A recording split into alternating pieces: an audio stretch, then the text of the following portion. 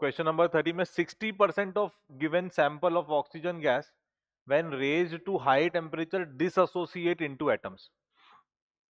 Oxygen है O2 है तो वो OO में बदल जाएगी, मतलब 1 मोल ऑक्सीजन से कितने O बनेंगे, 2 मोल बन जाएंगे, है ना। चलिए,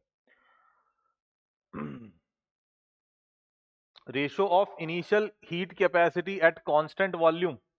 हीट कैपेसिटी की है, पर क्योंकि मोलर मास तो अपने पास सेम ही रहेगा तो अपन बात कर सकते हैं इधर। तो कितना आ जाना चाहिए,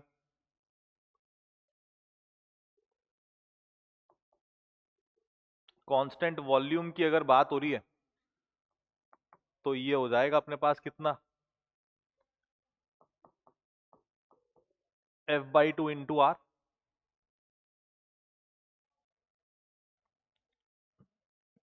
तो वो तो सिंपल सा है, 5/2 आर है इनिशियली। तो प्रॉब्लम है फाइनल में, उसमें क्या हो गया, 60% डिसएसोसिएट हो गया। तो फाइनली अब मेरे पास अगर मान लो कि टोटल जो है ना 10 मोल है, देखो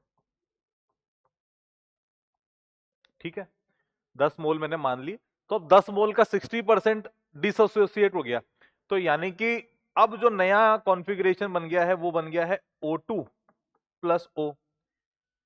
क्योंकि 60% डिसोसिएट हुआ मतलब 40% तो नहीं हुआ, तो 4 मोल तो ये है, और 60% से 6 मोल से ये कितना मोल बन जाएगा, 12 मोल बन जाएगा भाई, टूटेगा ना। 6 मोल अगर O2 है तो O कितना मोल है, 12 मोल है। चलिए, तो अब अगर मैं इसके लिए CV निकालूं तो वही निकालेंगे N1 CV1 plus N2 CV2 upon N1 plus N2 से निकालेंगे।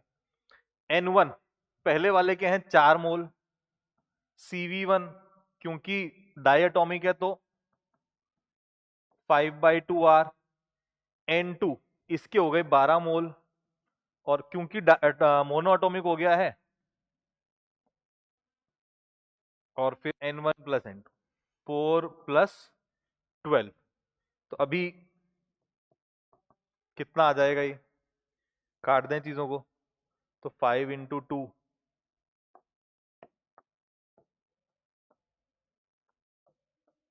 इतना। तो मेरे पास जो वैल्यू आ रही है 5 × 2 10R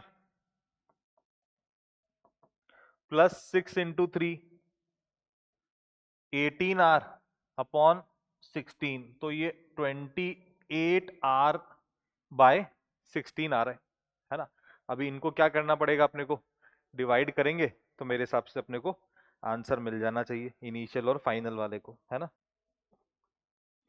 चलिए, तो डिवाइड करने से अपने को मिलेगा आंसर, सॉल्व कर सकते हैं आगे।